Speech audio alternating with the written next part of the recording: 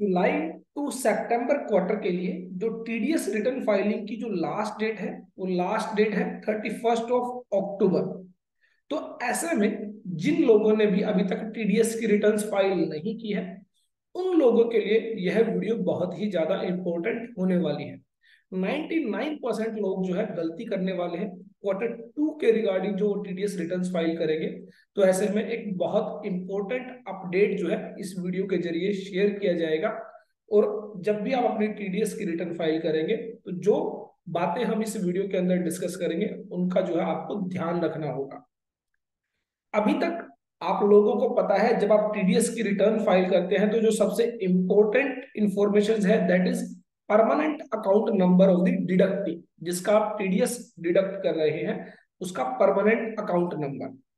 अगर permanent account number available है तो आप as per income tax act जिस भी सेक्शन में जो रेलिवेंट रेट दी गई है उस रेट पर आप जो है टीडीएस डिडक्ट करते हैं। तो जिस भी सेक्शन में जो भी रेलिवेंट रेट दी गई है, फॉर एग्जांपल रेंट के केस में 10% आप टीडीएस डिडक्ट करते हैं, कमीशन के केस में 5% टीडीएस आप डिडक्ट करते हैं, कॉन्ट्रैक्टर की पेमेंट के केस में 1% और 2% विच एवर इज एप्लीकेबल वो टीडीएस रेट आप डिडक्ट करते हैं।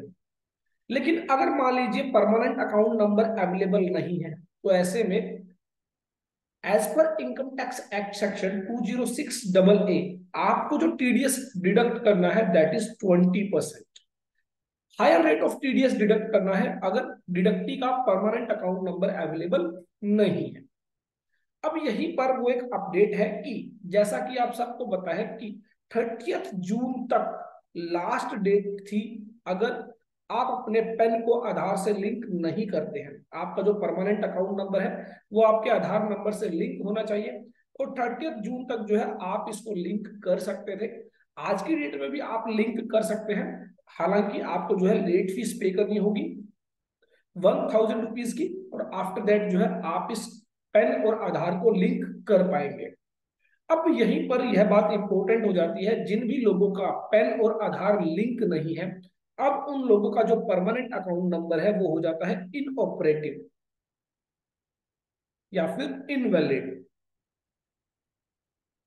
And according to section 206AA जहां पर बात की गई है higher rate of TDS deduct करने की कि अगर कोई भी व्यक्ति जो है वो फेल हो जाता है परमानेंट अकाउंट नंबर फर्निश करने के लिए तो ऐसे में जो टीडीएस डिडक्ट किया जाएगा वो 20% से टीडीएस डिडक्ट किया जाएगा। तो if any person who is responsible to furnish permanent account number fail which tax shall be deducted at higher of the following.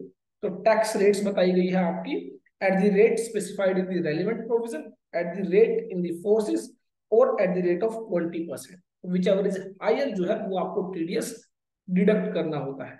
अब यहीं पर एक बात कही गई कि where the permanent account number provided to the deductor is invalid or does not belong to him, it shall be deemed that deductee has not furnished his permanent account number to the deductor, and according to the provision of subsection 1 higher rate of TDS shall be deducted, that is 20%। तो जो लोग भी अपनी TDS returns file करने जा रहे हैं और जिनका भी उन्होंने टीडीएस डिडक्ट किया है अब उनके लिए एक और कंप्लायंस यहाँ पर आ जाता है। अब उनको क्या करना होगा, उनका पेन नंबर जो है वो आधार से लिंक है या नहीं ये भी चेक करना होगा। हालांकि मुश्किल नहीं है, इनकम टैक्स पोर्टल पर आपको लिंक दिया गया है जहां पर आप जो है पेन और आधार नंबर एंटर करते हुए यह चेक कर सकते हैं कि डिडक्टी का जो परमानेंट अकाउंट नंबर है वो आधार से लिंक है या नहीं। बस एक एडिशनल इंफॉर्मेशन अब आपको डिडक्टी से ऑब्टेन करनी होगी। अब आपको पेन नंबर के साथ साथ आधार नंबर ऑफ द डिडक्टी भी जो है वो लेना होगा और चेक करना होगा। अगर दोनों लिंक नहीं है तो आपको हायर रेट ऑफ टीडीएस यहाँ पर डिडक्ट करना होगा। तो डिडक्टी की रिस्पॉन्सिबिलिटी है कि अब वो अपना पेन और आधार लिंक जो है अगर नहीं है तो जल्दी से करा ले, अदरवाइज 20% का टीडीएस यहाँ पर डिडक्ट किया जाएगा। और डिडक्टर के लिए यह लाइबिलिटी है, यह कंप्लायंस है कि अगर डिडक्टी का पेन और आधार लिंक नहीं है तो ऐसे में वो higher rate of TDS deduct करेगा। अगर उसने higher rate of TDS deduct नहीं किया तो ये एक नॉन कंप्लायंस माना जाएगा शॉर्ट डिडक्शन ऑफ टीडीएस माना जाएगा। और ऐसे में अगर मान लीजिए उसने शॉर्ट टीडीएस डिडक्ट करते हुए पेमेंट कर दी है, तो जो बैलेंस अमाउंट है वो उसे अब अपनी जेब से, अपनी पॉकेट से पे करनी होगी। फॉर एग्जाम्पल, किसी व्यक्ति का जो है मान लीजिए 1 लाख रुपीज की पेमेंट करनी थी, 5% का टीडीएस यहाँ पर डिडक्ट किया गया और 95,000 रुपीज की पेमेंट कर दी गई। लेकिन यहाँ पर जो व्यक्ति था जिसका टीडीएस डिडक्ट किया गया, उसका पैन और आधार लिंक नहीं था, तो इट मीन यहाँ पर टीडीएस डिडक्ट किया जाना था 20,000 रुपीज और पेमेंट की जानी थी 80,000 रुपीज।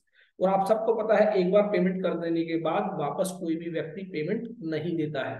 तो ऐसे में मेक श्योर जब आप टीडीएस डिडक्ट कर रहे हैं तो पैन और आधार लिंक है या नहीं, यह जरूर चेक कर ले। अदरवाइज आप जो टीडीएस डिडक्ट करेंगे उसमें 100% आप गलती करेंगे और इसकी वजह से आपको शॉर्ट टीडीएस डिडक्शन का जो नोटिस आएगा और आपको जो है वो टीडीएस तो पे करना ही होगा, अलोंग विद इंटरेस्ट पेनल्टी जो है वो आपको जो है ड्यूज क्लियर करने होंगे। तो जो भी लोग टीडीएस की रिटर्न्स फाइल कर चुके हैं वो भी ध्यान रखें, अगर उन्होंने गलत फाइल कर दी है तो ऐसे में सभी डिडक्टीज को जिनके पैन आधार लिंक नहीं है उनको बोले कि अपने पैन और आधार लिंक करा लें।